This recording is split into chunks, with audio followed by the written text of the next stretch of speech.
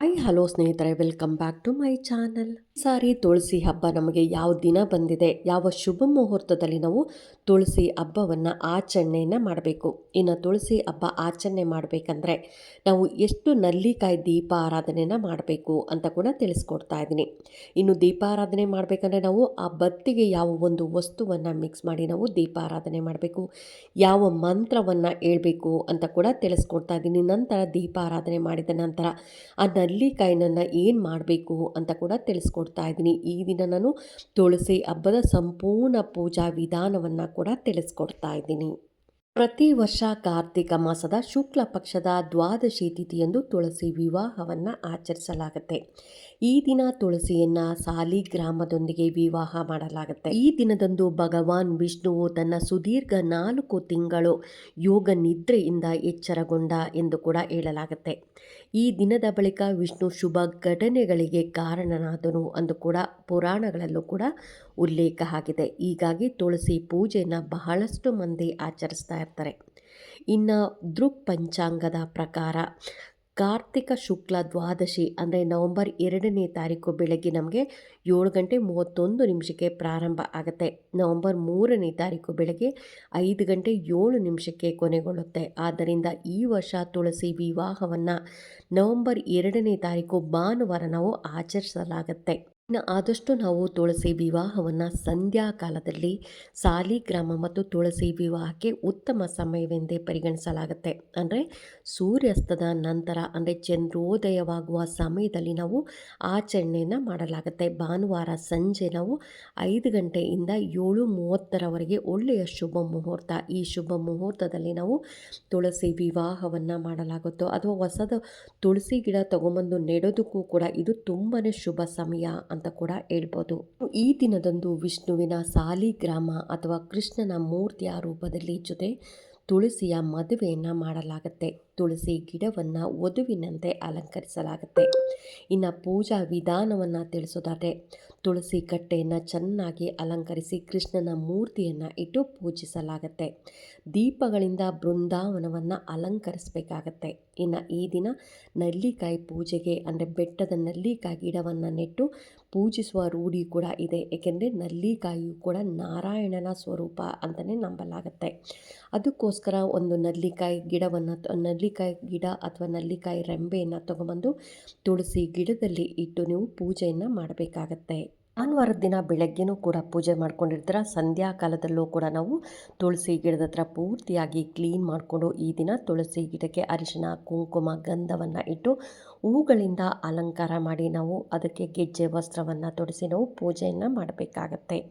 ಇನ್ನು ಈ ದಿನ 3 ಥರದ ಹಣ್ಣುಗಳು ಅಥವಾ 5 ಥರದ ಹಣ್ಣುಗಳನ್ನು ಇಟ್ಟು ಅಗರಬತ್ತಿ, ಕರ್ಪೂರದಿಂದ ಆರತಿಯನ್ನು ಮಾಡಿ ನಾವು ಈ ಮಂತ್ರವನ್ನು ಹೇಳ್ತಾ ನಾವು ದೀಪವನ್ನು ಹಚ್ಚಬೇಕಾಗತ್ತೆ. ಈ ದಿನ ನಲ್ಲಿಕಾಯಿ ದೀಪ ತುಂಬಾ ವಿಶೇಷತೆ ಅಂತ ಹೇಳ್ಬೋದು. ಎಷ್ಟು ನಲ್ಲಿಕಾಯಿ ದೀಪಾರಾಧನೆ ಮಾಡೋದ್ರಿಂದ ಏನೆಲ್ಲ ಲಾಭಗಳಿದೆ, ಇನ್ನು ದೀಪ ಹಚ್ಚಬೇಕಂದ್ರೆ ನಾವು ದೀಪದ ಬತ್ತಿಗೆ ಯಾವ ವಸ್ತುವನ್ನು ನಾವು ಇಟ್ಟು ದೀಪ ಹಚ್ಚಬೇಕು ಅಂತ ಕೂಡ ತಿಳಿಸ್ಕೊಡ್ತಾ ಇದ್ದೀನಿ. ಯಾವ ಮಂತ್ರವನ್ನು ಹೇಳ್ಬೇಕು ಅಂತ ಕೂಡ ತಿಳಿಸ್ಕೊಡ್ತಾ ಇದ್ದೀನಿ.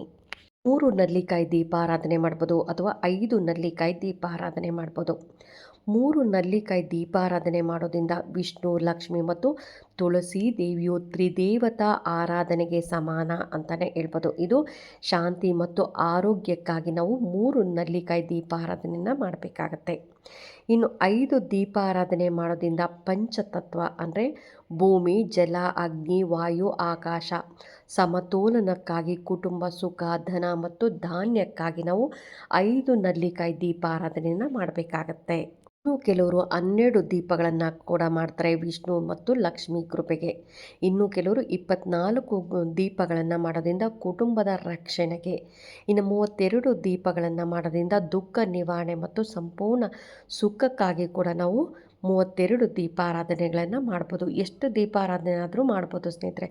5, 3, 12, 24, 32 ಈ ರೀತಿಯಾಗಿ ನೀವು ದೀಪಾರಾಧನೆಯನ್ನು ಮಾಡಬೇಕಾಗತ್ತೆ. ಇನ್ನು ದೀಪಾರಾಧನೆ ಮಾಡಿದ್ದಾದಮೇಲೆ ಆ ದೀಪಗಳಿಗೆ ನಾವು ಬತ್ತಿ ಹಾಕ್ಬೇಕಂದ್ರೆ ಆ ಬತ್ತಿಗೆ ನಾವು ಯಾವಾಗ್ಲೂ ನಲ್ಲಿಕಾಯಿ ದೀಪಾರಾಧನೆ, ವಿಶೇಷ ದೀಪಾರಾಧನೆ ಮಾಡಬೇಕಂದ್ರೆ ತುಪ್ಪವನ್ನೇ ಹಾಕಿ ನಾವು ದೀಪಾರಾಧನೆ ಮಾಡಬೇಕಾಗುತ್ತೆ. ಯಾವುದೇ ಕಾರಣಕ್ಕೂ ನೀವು ಎಣ್ಣೆಯನ್ನು ಹಾಕಕ್ಕೆ ಹೋಗಬೇಡಿ.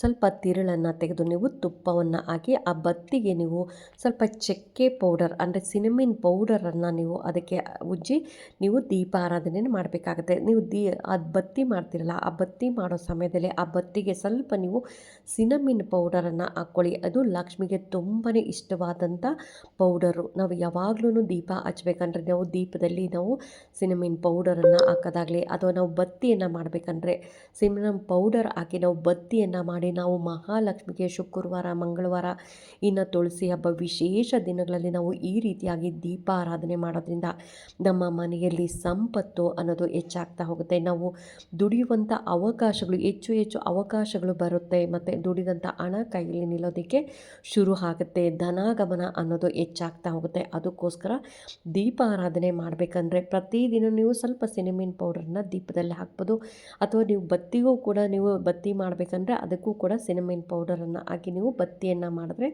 ತುಂಬಾ ಒಳ್ಳೆಯದು. ಅದರಲ್ಲೂ ವಿಶೇಷವಾಗಿ ನೀವು ಈ ರೀತಿಯಾಗಿ ತುಳಸಿ ಹಬ್ಬದ ದಿನ ನೀವು ನಲ್ಲಿಕಾಯಿ ದೀಪಾರಾಧನೆ ಮಾಡಬೇಕಂದ್ರೆ ಆ ನಲ್ಲಿಕಾಯಿಗೆ ನೀವು ಬತ್ತಿಯನ್ನು ಹಾಕ್ತಿರಲ್ಲ, ಆ ಬತ್ತಿಗೆ ಸಿನಮಿನ್ ಪೌಡರನ್ನು ಹಾಕಿ ನೀವು ಬತ್ತಿಯನ್ನು ಮಾಡಿ ದೀಪಾರಾಧನೆಯನ್ನು ಮಾಡಿ ನಂತರ ಅದು ದೀಪ ಎಲ್ಲ ತಣ್ಣಗೆ ಆದಮೇಲೆ ಅದನ್ನು ಪ್ರಸಾದವಾಗಿ ಕೂಡ ನಾವು ಸ್ವೀಕಾರ ಮಾಡ್ಬೋದು ಸ್ನೇಹಿತರೆ. ಬತ್ತಿ ತೆಗೆದು ನೀವು ಅದನ್ನು ಯಾರು ತುಳಿದೇ ಇರುವಂಥ ಜಾಗಕ್ಕೆ ಹಾಕಿ, ಅಂದರೆ ಗಿಡಗಳಿಗೆ ಹಾಕಬೇಕಾಗತ್ತೆ. ಅಂದರೆ ರಾತ್ರಿ ಹಾಗೆ ಬಿಟ್ಬಿಡಿ, ಬೆಳಗ್ಗೆ ತೆಗೆದು ಅದನ್ನು ಗಿಡಗಳಿಗೆ ಹಾಕ್ಬೋದು. ನಲ್ಲಿಕಾಯಿನ ನೀವು ಜ್ಯೂಸ್ ಥರನೋ ಅಥವಾ ಹಾಗೆಯೂ ಕೂಡ ತಿನ್ಬೋದು. ಅಥವಾ ಹಾಗೆ ತಿನ್ನೋಕ್ಕಾಗಲ್ಲ ಅಂದರೆ ಜ್ಯೂಸ್ ಮಾಡಿಕೊಂಡು ಮನೆಯಲ್ಲಿ ಇರೋರೆಲ್ಲರೂ ಅದನ್ನು ಪ್ರಸಾದವಾಗಿ ಸ್ವೀಕಾರ ಮಾಡ್ಬೋದು. ಈ ದಿನ ಪ್ರಸಾದವಾಗಿ ತುಳಸಿ ಗಿಡಕ್ಕೆ ಯಾವುದಾದ್ರೂ ಸಿಹಿ ಪದಾರ್ಥವನ್ನು ಅಥವಾ ನಲ್ಲಿಕಾಯಿಂದ ಮಾಡಿದ ಸಿಹಿ ಪದಾರ್ಥ ಆಗ್ಬೋದು ಅಥವಾ ನಲ್ಲಿಕಾಯಿಂದನೇ ಮಾಡಿದ ಸಿಹಿ ಪದಾರ್ಥವನ್ನು ಈ ದಿನ ನೀವು ಪ್ರಸಾದವಾಗಿ ಇಡಬೇಕಾಗತ್ತೆ. ಇನ್ನು ಈ ದಿನ ಯಾವ ಮಂತ್ರವನ್ನು ಹೇಳ್ಕೊಬೇಕು ಅನ್ನೋದಾದರೆ ಓಂ ತುಳಸಿ ನಮಃ ಅಂತ ಹೇಳ್ಕೊಬೋದು ಅಥವಾ ಓಂ ನಾರಾಯಣಾಯ ನಮಃ ಅಂತ ಕೂಡ ಹೇಳ್ಕೊಬೋದು ಅಥವಾ ಓಂ ಲಕ್ಷ್ಮೀ ನಾರಾಯಣಾಭ್ಯೋಂ ನಮಃ ಅಂತ ಕೂಡ ಹೇಳ್ಕೊಬೋದು ಸ್ನೇಹಿತರೆ.